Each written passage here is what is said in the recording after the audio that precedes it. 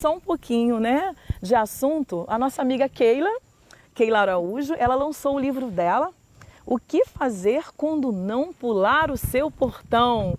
E alguns de nós estivemos lá no lançamento do livro da Keila, tudo lindo, maravilhoso, minha amiga linda. Foi uma tarde muito gostosa, né? Uma tarde onde nós podemos ver a mão de Deus realmente, respostas do céu, né? Sobre a vida da Keila. E eu queria, Keila, que você já abrisse esse momento nosso de bate-papo.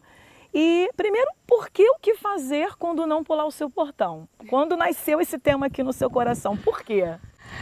Boa noite, pessoal. Pois é, né? O livro em si, eu já desde novinha, e já tem um tempinho, né, que eu fui novinha, então eu tinha o hábito de escrever, passei pelas fases de diários, né, aquelas fases que as mocinhas passam e tudo. Na adolescência isso foi aumentando, e na adolescência, mais para a idade da maturidade, eu tinha o meu caderno de oração, onde, né, palavras que Deus falava, anotações, enfim, eu sempre fui muito da escrita.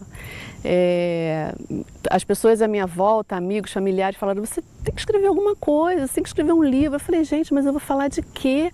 Como assim escrever um livro? Escrever um livro não é assim, né? Ah, vai lá e escreve um livro. E eu nunca levei isso muito a sério. E no caminhar de um processo, né, que eu passei de espera, o Senhor foi gerando isso dentro de mim. Mas não foi fácil aceitar o desafio de escrever, porque eu sempre achei que era impossível. Eu achava que não era para mim, que eu precisaria ser muito mais inteligente, muito mais culta, sabe? Eu precisaria ser aquelas pessoas que liam 5 vezes por semana, 10 livros por mês. Eu teria que ser super assim, expert no assunto para eu pensar em escrever alguma coisa. Só que Deus não quer assim, né? Deus nunca quer assim. Deus quer nas nossas imperfeições, nas nossas fraquezas, porque Ele sabe que existem muitas pessoas como nós que vão ser abençoadas com o simples que vem da gente, de nossas mãos, né? E no meio desse processo de espera, né, na área da maternidade, que foi o meu caso, sim, o Senhor falava muito com relação a passar essa mensagem para outras pessoas, principalmente para as mulheres, porque o casal, quando ele espera por um filho, eles esperam juntos. Sim. E nós passamos isso lá em casa por 12 anos. E não é, tem muitas pessoas que me perguntavam, mas o problema é de quem? É seu ou dele? Eu falava: o problema é nosso, é nós que não podemos ter, né? E isso foi gerado ao longo de muitas lutas e muitas dores e muitas renúncias. E aí amigos e amigas foram sendo grandemente usados por Deus e falavam: escreve um livro. E eu falava: gente, mas todo livro tem que ter um final feliz. Não é possível, né? Novela tem final feliz, filme tem final feliz, livro tem que ter final feliz. E eu relutava por conta disso. Eu pensava: quando eu receber a promessa, eu escrevo, porque vai ser bem mais bonito, né, gente? Cá pra nós, né? Uma mulher esperou, passou isso, passou aquilo. Aí no final tem aquele desfecho, e ela recebeu o que esperava. E era isso que eu queria compartilhar para outras mulheres, uma palavra de fé, sim, de esperança. E não foi bem assim, né? E o Senhor falava: o que você precisa está dentro de você. E eu falei: mas eu não tenho nada dentro de mim, Senhor. Eu só tenho dúvidas.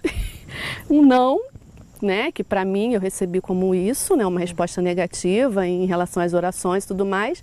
E dúvidas, muitos questionamentos, né, que eu acredito que todo casal que passa por isso, ou quem espera por alguma coisa, durante muito tempo passa. Sim, claro. Muito mais no nosso meio cristão. Por que comigo? Nossa, mas eu sempre fui fiel ao Senhor. E, nossa, eu sempre fiz tudo tão certinho, mas eu cresci no Evangelho. E agora que era para eu receber a minha bênção, ela não vem. Ainda mais quando nós recebemos palavras, profecias, revelações, e tudo isso era um conflito muito grande, muito grande. E aí, nesse processo todo, nasceu o livro.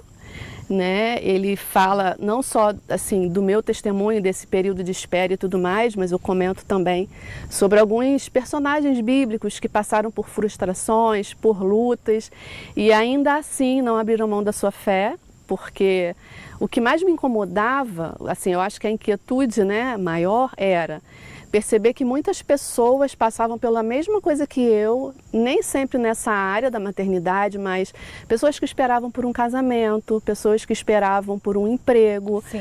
pessoas que esperavam por uma casa.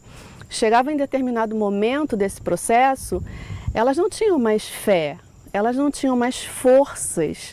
Elas, não era culpa delas, mas era desgastante a espera. E acabavam se afastando de Deus. Porque o peso que vem para um cristão é grande demais. Eu acredito que fora do nosso meio também é pesado uma mulher esperar por isso. Mas no nosso meio a cobrança é muito maior. Porque são muitos questionamentos que as pessoas nos fazem e nos impõem, né? Gerando até mesmo culpa. E muitas pessoas, muitas mulheres que eu conheci, enfim, não conseguiam lidar com isso muito bem.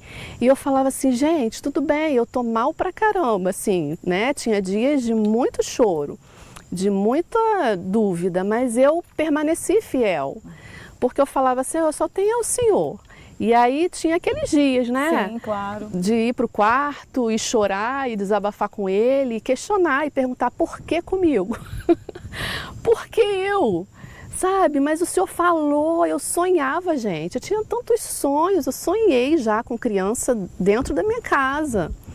E era real aquilo, e assim, gerava muitas dúvidas. E aí o livro nasceu como uma forma assim, como o consolo que eu recebi nesse processo, que não é assim de um dia para o outro, né? Eu falo que é um processo porque dias eu estou muito bem, dias eu ainda me pergunto. Então assim, ai Keila, mas você escreveu o livro e você está zerada? Já me perguntaram. Você está bem resolvida, né? Você escreveu até sobre isso. Eu falei, mais ou menos. Né? Porque é um processo, eu acredito que nós aprendemos muito isso em psicanálise, né?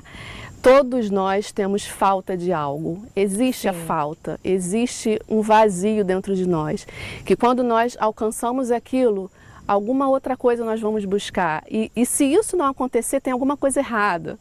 Esse é o certo. Então, assim, existe esse vazio. Então, quando nós não nos damos conta que esse vazio, no meu caso da maternidade, ele pode sim ser preenchido por outras coisas, né? Eu comecei a ser muito mais grata a Deus pelo meu casamento, pela minha família, pelos meus sobrinhos que nasceram no meio desse processo, enfim, pelas minhas amigas. Eu sou tia dos filhos de todas as minhas amigas, então assim, não é fácil você chegar para uma mulher e falar assim, né? E a gente ouve muito isso, as mulheres que esperam por um filho ouvem muito, né? Ah, mas Deus sabe de todas as coisas, continua crendo. Olha, mas eu tenho certeza que ano que vem você vai estar gerando uma criança. E eu já ouvi muito isso. Então, assim, me doía, sabe, ver mulheres e pessoas passando pela mesma coisa e perdendo a sua fé num Deus que é Pai. Sim. E que, como pai, ele pode fazer ou não fazer alguma coisa em nossa vida. Como o nosso pai, né, na terra, né? Sim. Você pode pedir algo e ele falar não, mas é para o nosso bem. Sim. A gente não entende nada. Não entende. Né? Porque os pensamentos do Senhor são muito mais altos do que o nosso. É um testemunho lindo da Keila, né? Então você que está aí em casa, ó, pode convidá-la para ir na sua igreja, contar o testemunho dela. É muito mais do que ela falou aqui, porque o nosso tempo é curto mesmo. Comprem o livro dela, adquirem, que vai valer muito a pena. É uma história real. Ah, mas Deus sabe de todas as coisas. Não são conselhos. Eu queria que fosse, mas não é não.